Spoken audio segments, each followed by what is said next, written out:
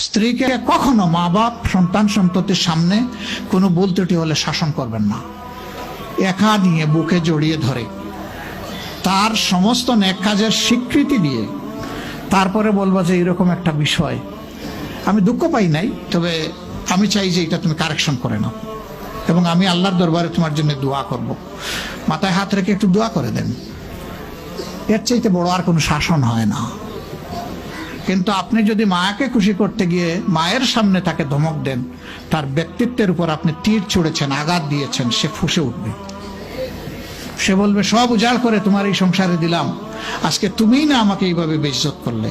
সে মানুষ তো, তার মানবিক রিয়াকশন হবে। কাজ করবো না আমরা কেউ।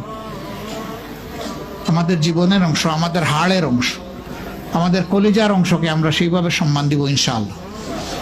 আমরা ভালোবাসবো সে আমার স্ত্রী, আমরা শ্রদ্ধা করবো সে আমার সন্তানের মা।